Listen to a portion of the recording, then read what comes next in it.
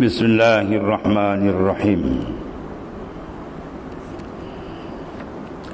Qala mu'alif rahimallahu ta'ala.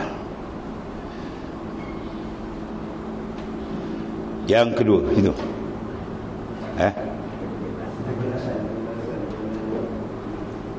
penjelasan jalan yang memperkenalkan manusia akan kekurangan diri.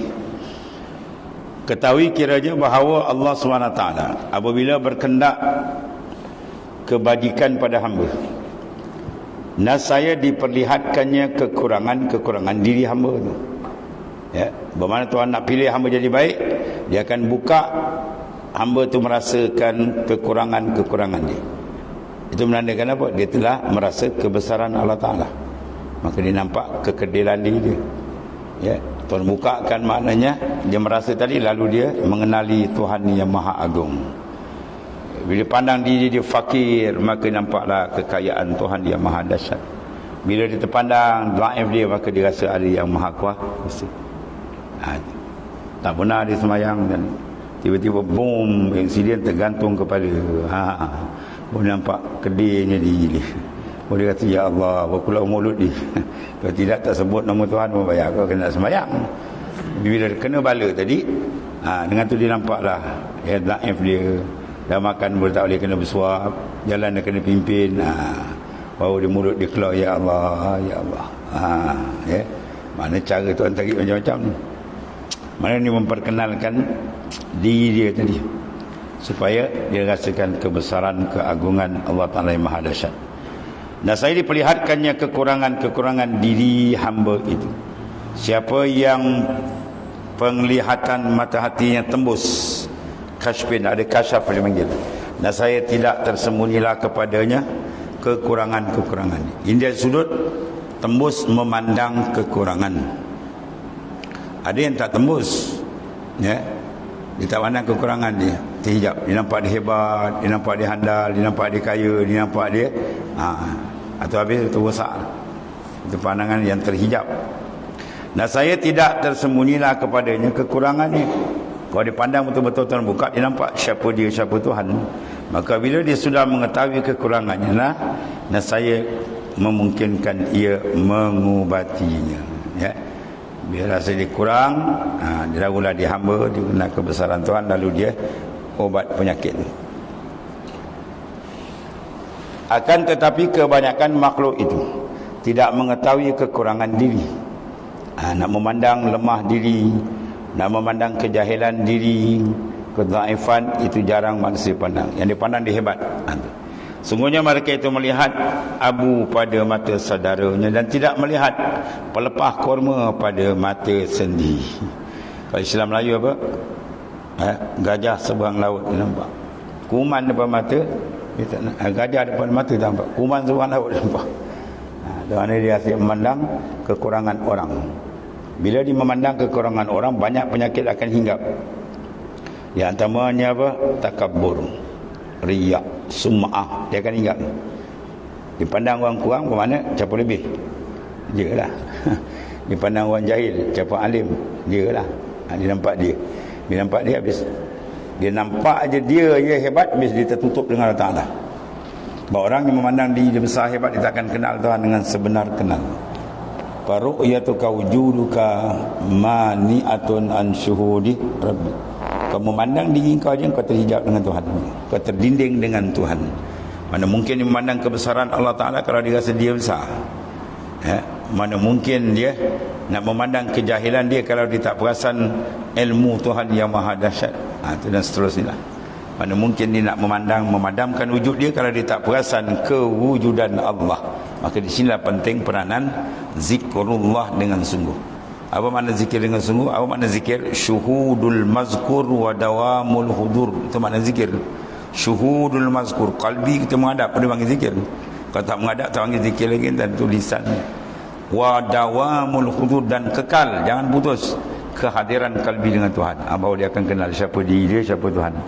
Sebab segala nama Tuhan, segala sifat Tuhan semua menunjukkan keagungan, kebesaran, kedahsyatan dia. Bila dia terasa tu baru nampak kedeli dia. Barulah dia jadi baik. Dia takkan sombong, takkan takabur dan sebagainya. Maka barang siapa bermaksud mengetahui kekurangan diri, maka baginya 4 jalan. Maka barang siapa bermaksud mengetahui, mana dia nak, maksudnya mana dia berkehendak mengetahui kekurangan diri, dan itu yang disuruh. Dia ada 4 jalan. Pertama, duduk dia di hadapan guru dia, syekh. Jadi kita duduk depan syekh, kita duduk dengan ulama, maka kita nampak kita jahil. Kalau kita duduk dengan juhala, kita nampak kita alim. Kita duduk orang tak semayang tak apa, nampak kita hebat. Ya, tapi tu ulama besar dunia datang. Satu ulama yang terkenal dunia, wali besar dia datang. Kita duduk depan dia pun mongkok. Baru kita nampak, aku ni banyak dosa, aku ni jahil, aku ni lalai. Orang mula nampak. Sebab depan kita ni orang hebat. Tuan, macam budak-budak dah sekolah. Kalau dia berkawan dengan pelajar yang dapat nombor 1, 2, dia sentiasa nampak dia jauh. Tapi kalau dia berkawan dengan nombor 40, dia dapat nombor 39. Aku pandai lagi. Boleh tahan aku lagi. Nombor 39. Kawan nombor 40. Jadi kalau kawan dengan orang hebat, kita akan nampak kita punya kekurangan. Itu satu jalan cara. Satu cara nak memandang kekurangan, pandang berkawan orang yang hebat dengan Allah, para aulia dia dan seumpamanya. Yang memperhatikan bahaya-bahaya yang tersembunyi. Ya, dengan syekh mursyid, maka dia akan nampak apa dia? Sifat bahaya yang tersemat dalam kalbi. Dia mahir dalam mengesan penyakit dalam. Sebab dia kawan dengan doktor pakar dalam. Tapi kalau dia berkawan dengan pakar luar, ulama syariat aja, dia hukum buang je lah. Orang tahu dia sini haram, ni haram, tu haram. Baguslah tu. Dia tahu hukum, tapi dalam dia tak apa sihat. Itu mula angin dalam dia lain. Lebih penting ilmu syariat, dia penting, tapi jangan duduk setakat tu. Dia kena lagi satu ilmu dalam juga. Kita kalau luar dia cantik, dalam tak elok, tak ada guna juga. Kereta cantik berkilat, warna pearl, metalik macam-macam. Start tu boleh bunyi. Enjin kong, ya, bateri kong, enjin jam tak boleh jalan. Jadi akan nampak bahaya-bahaya yang tersembunyi. Mana benda-benda yang tersemat di dalam kalbi yang merosakkan diri dengan Allah Ta'ala. Dan ia menetapkan yang demikian pada dirinya. Aku ni jauh lagi, aku ni gelap lagi. Dan dia turut petunjuknya pada mujahadah. Sebab kalbi, roh sir jalan membersihkan dia bil mujahadah. Kalau akal nak bersihkan dia bil ilmi, dengan ilmu. Itu bentuk ilmu, akal kita makin diasah. Jadi kena lagi dalam kalbi atau kena dari dalam mujahadah. Dan inilah keadaan murid bersama syekhnya dan anak didik. Sama ada bersama jasad dia mengaji, dia duduk, ya, atau bersama roh. Sentiasa dia rabitah. Itu dalam Syamban dia pakai rabitah. Ya, satu wali besar dia kata, dia keluar di rumah, kananku baginda SAW, di kiriku mursyidku. Maknanya diistighdarkan benda tu. Terasa kita berjalan, terasa orang besar ada sebelah kita menjalankan. Tentulah kita berawas. Bahawa bila rasa tak ada orang lain, mulalah nafsu dia mula mencacak. Tapi kalau dia rasa dia dilihat, Sang ulama tu paling kurang pun kau sedar siapa yang ada di kanan kiri kamu, rakib wala atid yang mencatat tu, cukup lah tu. Kalau tak malu dengan orang tu, malaikat ada tu. Malaikat tak pernah tidur, tak makan, tak apa. Dia tak ada makan rasuah semua. Dia catat sekecil-kecil, sebesar-besar habis dia catat. Maka ia diperkenalkan oleh ustaz dan syekhnya akan kekurangan dirinya, dan ia diperkenalkan jalan mengobatnya. Itu syekh yang betul. Dia akan tunjuk kita penyakit dalaman, dan dia ajar kita cara untuk menyelesaikan dan membersihkan dia dengan riadah, mujahadah, zikir dan seumpama. Dan ia sukar sekali daripada masa sekarang. Masa zaman Imam Ghazali ada sukar. Mafhum daripada sukar makna apa? Ada, tapi payah nak cari. Kena cari sungguh-sungguh, minta pertolongan Tuhan lah. Itu yang pertama. Makna apa? Dia sentiasa dengan syekh dia, dengan mursyid dia. Betul dalam Syamban, kalau jarak kita berapa kilometer, dia kena ziarah dekat, dia kena selalu. Kalau agak jauh, kurang sikit. Paling-paling teruk setahun sekali. Ini kadang tak ada langsung. Dengan guru tak pernah ziarah, habis. Atau mula tu dapat pula berita luar pula, memfitnah guru dia. Wah, dia berikut jadi bodoh. Jadi rosak tu kan. Orang yang tak cerdik, kan kata bodoh ni marah, nak tak cerdik, dia menerima perkhabaran di sebelah pihak. Orang tak cerdik, Kita kalau ada orang sampai kat kita, kawan baik gitu, dia ni teruk ni gini, jangan terima dan cari lagi pahaman lain pula. Tanya dia pula macam mana kedudukan betul tak, jangan terima.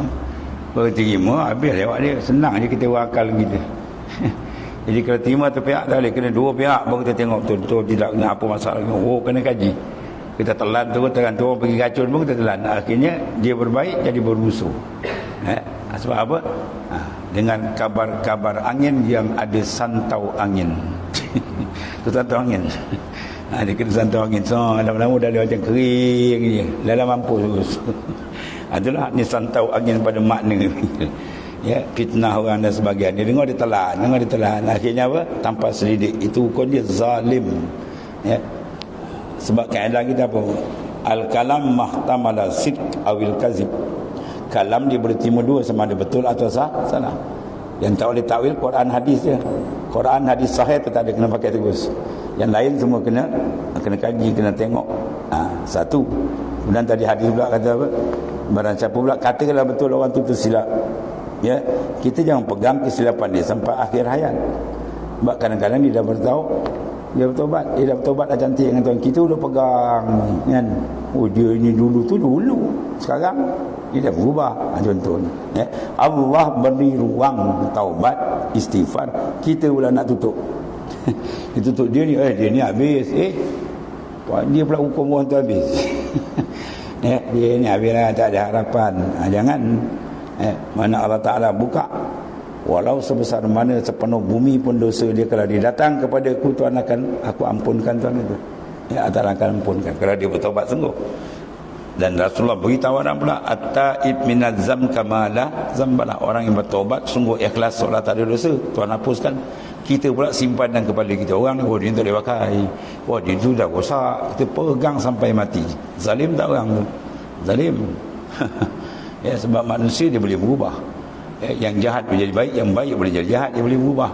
Jadi oleh kerana itu sentiasa kita kena jaga, jangan maknanya terpengaruh.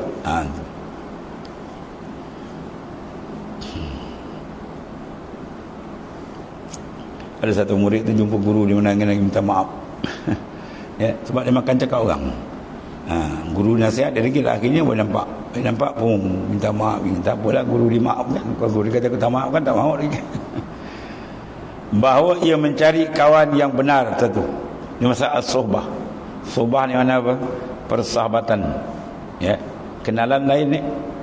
Kenalan ni kita kenal biasa, jumpa tegur siapa, tanya apa khabar, belanja teh ke, canai ke, tu setakat kenalan. Sahabat dah, sahabat dia rapat tu. Sehingga kalau kita nak kenal A, tengok B, nak kenal B, tengok A. Bermakna dia boleh sekali tu mana apa, dia ngam. Bahasa budak kata dia ngam. Ya, tu bahasa sahabat. Berarti dia tahu rahsia masing-masing. Oleh kerana tu nak cari ni kena cari betul-betul. Ya. Yang mana bahawa dia mencari kawan sahabat yang benar. Yang benar apa? Benar hati dia dengan Allah Ta'ala. Tadi. Yang melihat, mana bermata hati, yang beragama. Jangan cari yang leka, yang lalai, lalu jadikan kawan, iaitu pengintip terhadap dirinya. Jadi kawan tu sebagai pengintip diri. Dia tengok akhlak kawan tu baik, dia nampak dia kurang. Tengok ni, dia dapat tahu diri dia kurang dengan sebab dia lihat kawan dia yang lebih. Dia nampak dia jauh sebab dia tengok kawan dia tu dekat. Dia nampak dia gelap sebab dia rasa kawan tu terang makrifatnya. Dia kawan. Tapi kalau berkawan sebaliknya yang tak elok, habislah kita pula rasa kita elok. Untuk memperhatikan hal ehwal dan perbuatan, maka apa yang dia tidak disukai daripada akhlak, perbuatan dan kekurangan baik batin ataupun zahir, diberitahukannya kepadanya.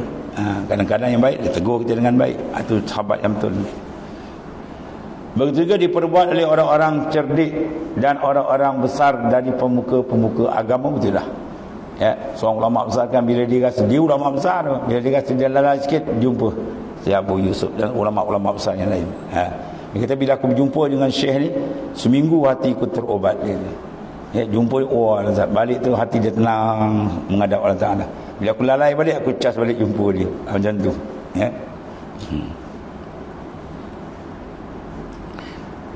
Begitu diperbuat oleh orang-orang cerdik yang dahulu-dahulu, pada pemuka-pemuka, mana ulama-ulama besar dulu. Kemudian Sayyidina Umar radhiyallahu anhu berkata, kiranya Allah Ta'ala mencurahkan rahmat kepada orang yang menunjukkan kepadamu kekuranganku. Ia bertanya kepada Salman Farisi tentang kekurangan. Kiranya Allah Ta'ala mencurahkan rahmat. Manapun ya Allah engkau berilah rahmat kepada orang yang menunjuk kepada aku kekuranganku. Kita boleh doa macam tu. Kita orang tunjuk kekurangan kita, komen kita, kita melenting. Kau ni siapa nak tegur aku? Oh, kau ni melenting. Orang dulu tak, bila orang tunjuk kekurangan dia, Masya Allah, mudah-mudahan Allah Ta'ala rahmatlah dirimu. Dengan sebab engkau, aku nampak kesilapan diriku. Mana nak cari 1000 tak jumpa seorang. Orang komen dia melenting kan. Kita pun kadang kena penyakit macam tu. Orang komen kita naik darah. Mula dia berlawan dia. Kalau awliya ada, alhamdulillah dia, ya. Ada satu tuan guru saya punya tuan guru di Fatani tadi.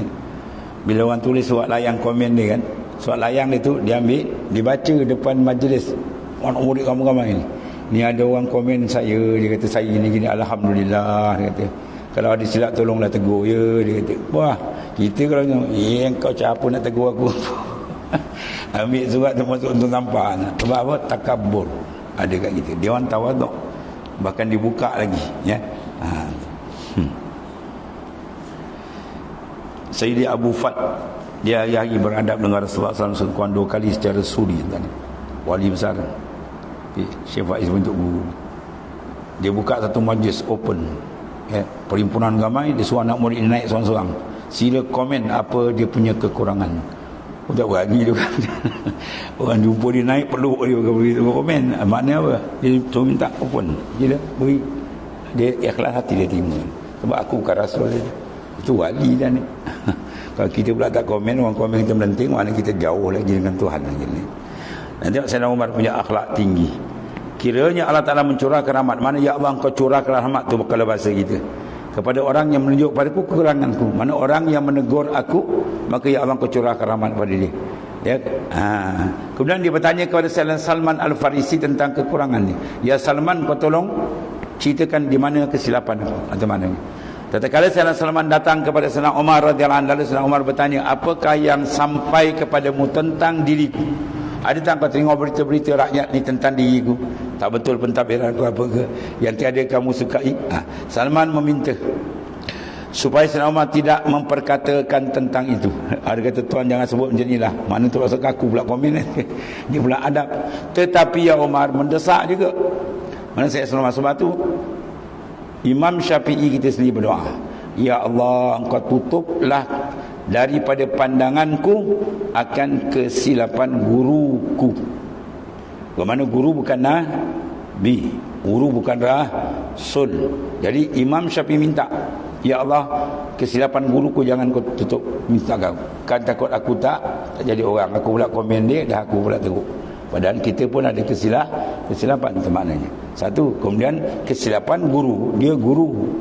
Dapat para awliya, dia cepat hati dengan Tuhan, kata tersilap sikit sup dia patah balik. Dia dah elok dengan Tuhan, kita duduk pegang dia selama rosak. Sebab tu dalam kitab Syarah Hikam, ya, Iqazul Imam dia kata apa? Khata'u syekh khairun min sawabil murid. Kalau kita baca tu peranjat ni. Khata' syekh, kesilapan mursyid guru lebih baik daripada betul murid. Macam mana pula kalam? Faham? Maksud dia apa? Khata' syekh bila tersilap, mana dia cepat kembali. Adapun murid tadi nampak cantik pada zahir, tapi dalam dia rohani dia belum tepat, belum matang lagi kan. Dia buat baik, cantik luar, dalam berkarat macam-macam. Dia pandang diri dia dan sebagainya. Itu contoh dia mana. Jadi taat yang pada zahir membawa penyakit dalam, ego, sombong, rosak. Yang ni tersilap tapi dia cepat kembali. Itu yang Ibnu Attak sebut dalam hikam apa? Maksiatun awrasat zullan khairun min sawabi. Mana kesilapan yang membawa rasa rendah diri lebih baik daripada taat yang membawa kepada takabur. Bila kena murid, dia belum usul taraf, dia pun murid baru salik. Benda ni mainan dia ada kat kalbi dia. Dia buat baik tapi dalam gini kan. Yang syekh tak, dia orang usul. Dia mesti ada tersilap, dia bukan Nabi, tapi cap dia tempat pusing. Dia kena cepat dia balik. Itu maksud dia. Itu sebab Sayyidina Sulaiman kalau boleh tak nak cerita, jangan tanya lagi soalan macam ni ya Amirul Mukminin. Takut aku pula akan buruk sangka dengan kau. Itu maksudnya. Ya. Lalu Sayyidina Sulaiman desak juga. Ya, Sayyidina Umar desak dia sampai kepadaku, bahawa engkau, akhir dia katalah, ada dengar bunyi bahawa engkau mengumpul dua makan di atas satu meja makan dengan engkau mempunyai dua tempat, satu tempat siang dan satu tempat malam. Mana engkau makan satu hari dua lauk, tu je lah orang komen, lain tak ada.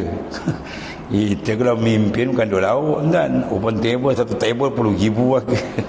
Itu dah biasa kan. Lain tak ada orang komen cantik kepimpinan kau mengikut syariat Allah Ta'ala. Cuma orang komen kau makan satu makan ada dua lauk, tu je. Ya. Dan rumah tadi tempat rehat siang tu malam tu, lain tak ada. Kemudian Sayyidina Umar bertanya pula, adakah sampai kepada engkau yang lain dari itu? Salman mengatakan tidak, tak adalah. Tu je dia. Dan Sayyidina Umar berkata, dua tadi sudah cukup bagiku. Ya, dua tuan teguh dah cukup dah tu. Cukup maknanya ya. Dan Sayyidina Umar berkata, dua tu sudah cukup bagi pengajaran besar bagi diriku. Adalah Sayyidina Umar radhiyallahu anhu bertanya kepada Huzaifah pula. Seraya berkata kepada Huzaifah, engkau kawan rahsia Rasulullah SAW. Sayyidina Huzaifah dia banyak rahsia-rahsia baginda ada kat dia. Jadi aku nak tanya kau, rahsia aku lah macam mana? Ya, mengenai orang-orang munafik. Adakah engkau melihat pada diriku suatu bekas nifak? Sifat nifak, sifat munafik ada tak? Wahai Huzaifah. Sedang Sayyidina Umar radhiyallahu anhu begitu mulia pangkatnya, bahkan dia telah dijamin syurga oleh Nabi hidup-hidup tu kan. 10 orang di antara ni. Termasuk Sayyidina Umar radhiyallahu anhu. Tapi akhlak dia masya-Allah. Kalau kena orang kata ana dah jamin syurga cik. Entak belum lagi. Wah kacau je. Ya, tu ada ilmu sesat tu kan. Yang ikut pengikut Nabi apa? Nabi Melayu. Kan dia cakap tu, digeram dia lepas dia punya geram. Nabi kami dah jamin kami syurga. Kau punya Nabi tak berani jamin. Wong hajar betul. Mana apa dia dapat jamin, wah kami seronok. Ya, sesat, dua-dua sesat. Tu sesat, itu apa? Sesat barat panggil. Tetapi Sayyidina Umar tengok kan, dijamin oleh Rasul yang maksum Sayyidul Mursalin, tapi keadaannya sentiasa mencari kalau ada kesilapan dia yang dia tak perasan. Tiap-tiap orang yang sempurna akalnya. Sedangkan Sayyidina Umar tadi begitu pula pangkatnya, demikian tinggi kedudukannya, begitulah Sayyidina Umar menuduh dirinya. Sentiasa memandang diri kita kurang. Itu baik. Tiap-tiap orang yang sempurna akalnya dan tinggi kedudukannya adalah sangat sedikit membanggakan diri atau macam ni, dan sangat besar menuduh, memperhatikan keburukan diri sendiri. Itu macam ni. Mana dapat jadi dan orang kita biasa terbalik, nampak kita punya hebat, kita punya kurang, kalau boleh nak tutup kan. Tetapi hal yang seperti ini sangat sukar pula dijumpai ya. 1000 tak jumpa seorang. Sangat sedikit pada kawan-kawan orang-orang yang meninggalkan maknanya berminyak air, mana bersifat palsu. Berminyak air. Tahu minyak air? Atas air nampak minyak, kan minyak semua, rupa air bawah, air tak minyak. Nampak macam minyak, rupa bawah air. Lalu ia menerangkan kekurangan atau meninggalkan kedengkian, lalu dia menambah dari kadar yang perlu. Depan dia, mak saya tak dengki, saya baru. Rupa di belakang lagi kuat dengki. Itu akhir zaman. Sebab tu kedudukan akhir zaman begitulah. Ya, Nabi menyebutkan dalam satu hadis, aqallu ma yujadu fi akhir zaman rizqun halalun wa akhun yusaku. Benda yang payah sangat dapat akhir zaman, mana rezeki yang halal dan kawan yang betul-betul boleh diharap. Banyak tikam lagi belakang banyak. Ya, artinya pesanan baginda sallallahu alaihi wasallam. Ya, sebagai dapat mencontohi akhlak yang mulia yang diterjemahkan oleh para sahabat, akhlak baginda sallallahu alaihi wasallam. Wallahu a'lam. Bismillahirrahmanirrahim. Alhamdulillah. Sayyidina Maulana Muhammad. Alhamdulillah. Subhanallah.